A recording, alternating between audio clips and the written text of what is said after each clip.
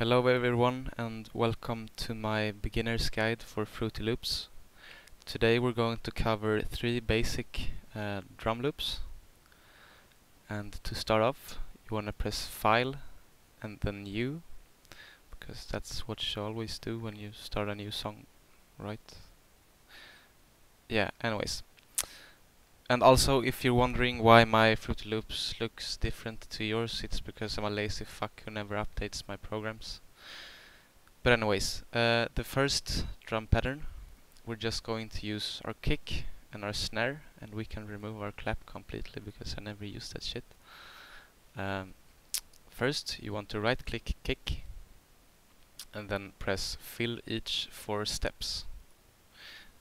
You will have this. And to add to that, you want to add snare to this step and this step. It will now sound like this. And if you want it in your song, you press this button, playlist, and then you make sure you're on the right pattern, as in this case pattern 1. Then you just press, hold and drag out your drum loop. And then if you press song, it will play from the pattern. So yeah, it will sound like this. And that's the end of step. No, it's not the end of step 1. What the fuck am I thinking? If you want to add spice to this drum loop, you can add hats every other step or in between. I mean, yeah, you will have that. And to continue on, for pattern 2, our second basic drum pattern for beginners or for people who hasn't got any creativity left, we'll make a pretty basic drum and bass pattern.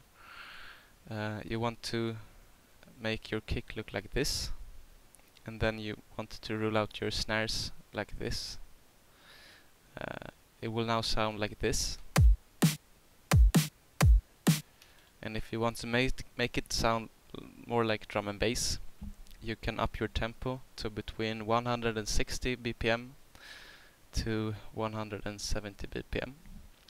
And then you will have this. And again, if you want to spice it up, you can add some hats. And that's the end of our second drum pattern. So for our third and final pattern, we want to extend this to 8 steps. And this pattern is a little bit more complicated because it's not that easy to just rule out the drums with eye measures. You want to start with the kick. You want one kick here, one here, and one snare here, and another kick right here. It will now sound like this. I'll just drag the tempo down.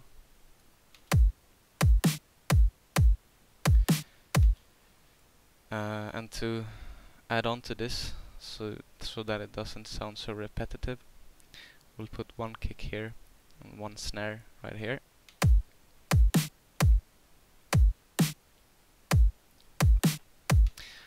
Sounds okay now, right? Yeah. If you want it to sound a little bit more complicated, you can put hats. You can just do this, fill each 2 steps, and then you can delete every other blimp or step. You will now have something like this.